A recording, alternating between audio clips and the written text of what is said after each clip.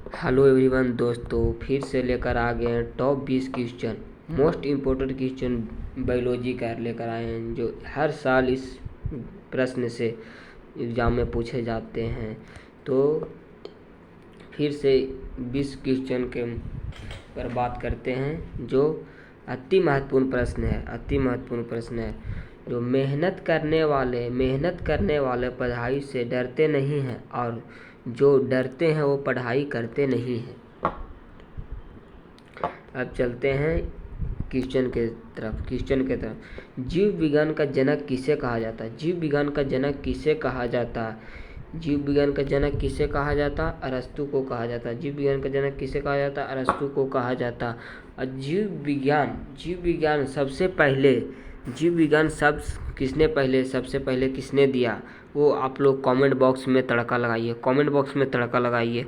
अब अगला क्वेश्चन के पास चलते हैं। जंतु विज्ञान का जनक किसे कहा जाता है? जंतु विज्ञान का जनक किसे कहा जाता? इसका आंसर भी अरस्तु हो जाएगा। अरस्तु इसका आंसर अरस्तु। जंतु विज्ञान का जनक भी किसे कहा जाता? अरस्तु को कहा जाता।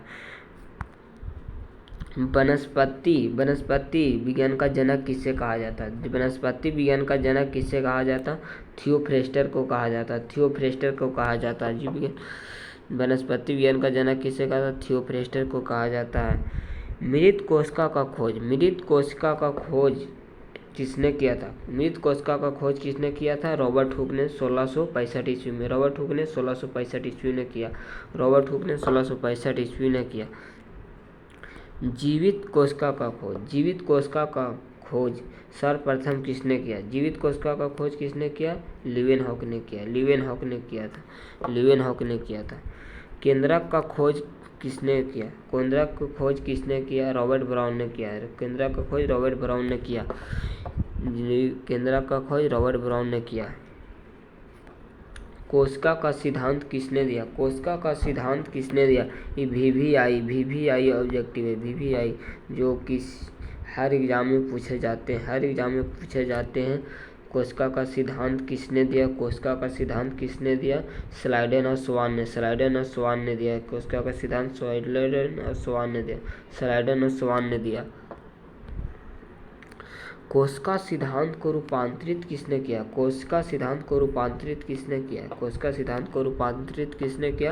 इसका रूपांतरित रुडॉल्फ विर्चो ने 1855 ईस्वी में किया। रुडॉल्फ विर्चो ने 1855 ईस्वी में किया। सबसे छोटा कोशिका कौन सा? इसमें सेल वॉल कोशिका भित्ति एब्सेंट होता है। ये माइक्रोप्लाज्मा सबसे छोटा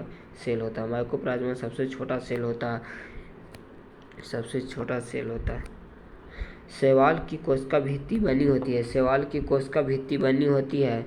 सेल्यूलोज की बनी होती है, गैलेक्टिन की बनी होती है, माइनिन की बनी होती है, मिनरल्स की बनी होते हैं।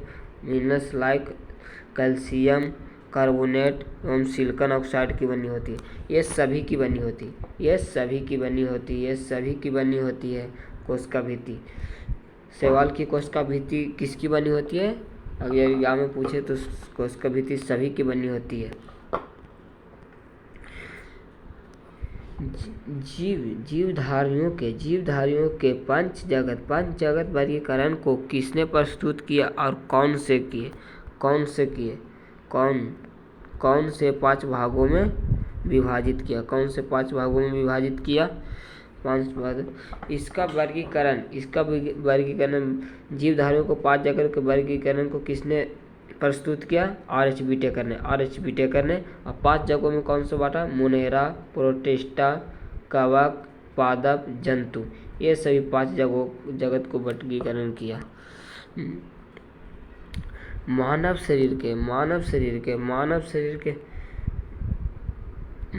शरीर के सबसे लंबी कोशिका होती है। मानव शरीर के सबसे लंबी कोशिका कौन सा होता है?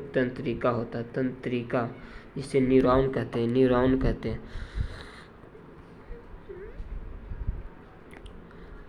बायोलॉजी शब्द को 1801 ईस्वी में लेमार्क और ट्रीवेनर ने दिया था।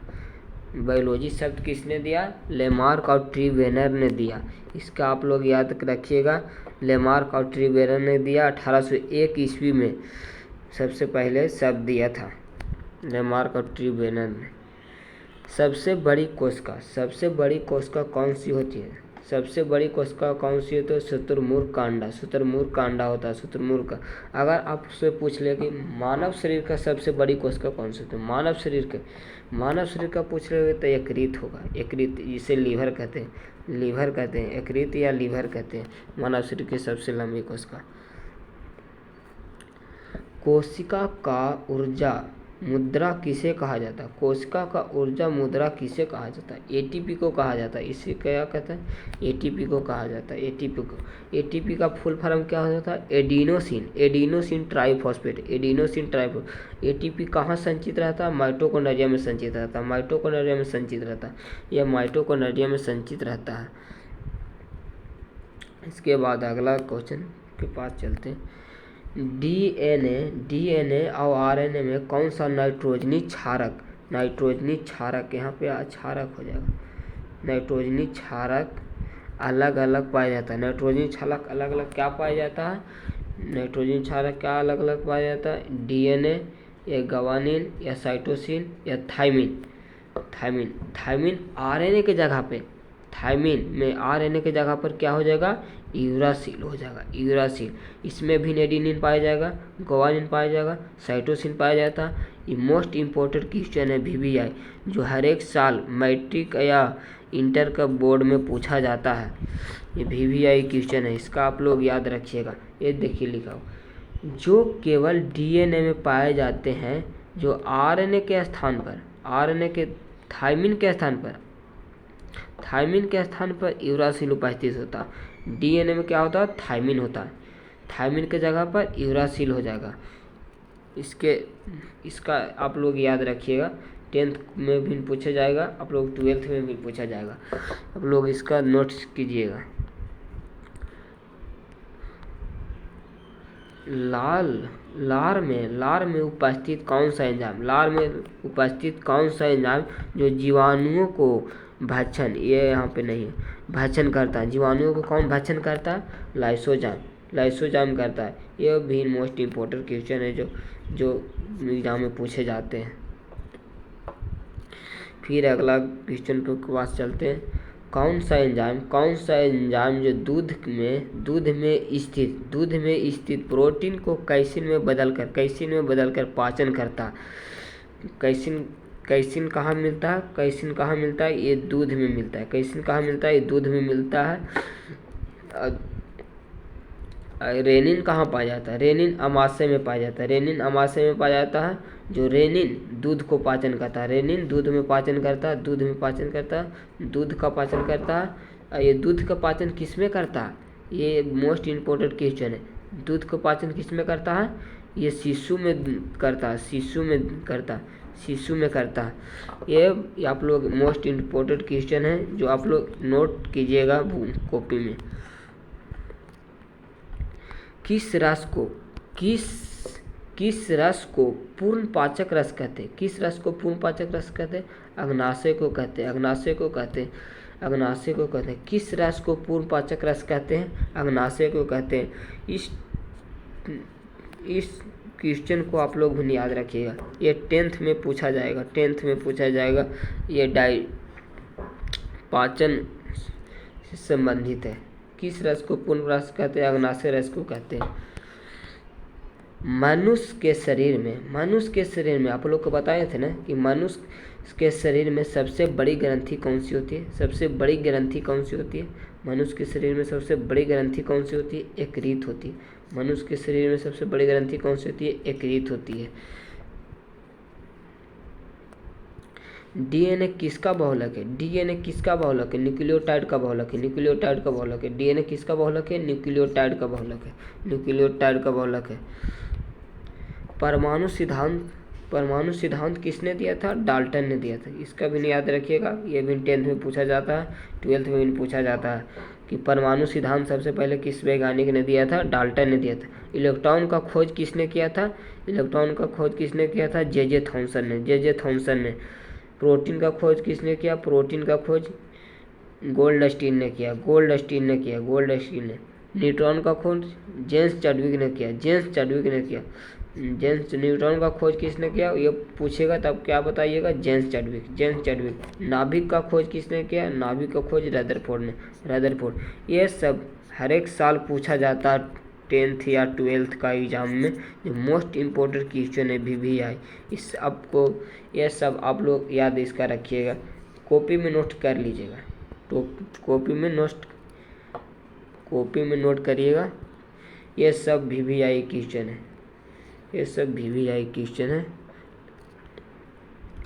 अमाशय का कौन सा अमाशय में कौन सा अम्ल पाया जाता है? अमाशय में कौन सा अम्ल पाया जाता है? हाइड्रोक्लोरिक अम्ल पाया जाता है। HCl का फुल फॉर्म क्या होता है? HCl के फुल फॉर्म क्या होता है? हाइड्रोक्लोरिक अम्ल होता है। हाइड्रोक्लोरिक अम्ल होता है। हाइड्रोक्लोरिक अम्ल। अब प्रोटीन का पाचन कौन करता है? पेप्सिन करता है। प्रोटीन का पाचन अगर पूछ दे प्रोटीन का पाचन कौन करता है तो पेप्सिन करता है। याद रखिएगा, पेप्सिन। प्रोटीन का पाचन कौन करता है? पेप्सिन करता है। आज के लिए इतना ही। अच्छा, पढ़ाई करने का अलग तुम में जज्बा होगा तो हर परीक्षा में तू सबसे आगे होगा। अगर पढ़ाई करने में तुमसे अलग होगा, तुझमें जज्बा अलग होगा तो परीक्षा में तू सबसे अलग होगा। वीडियो अच्छा लगा हो तो लाइक और सब्सक्राइब कीजिएगा। दोस्तों में शेयर भी कीजिए, जिससे आपका दोस्त भी जान सके। आज के लिए इतना ही। वीडियो फिर अगले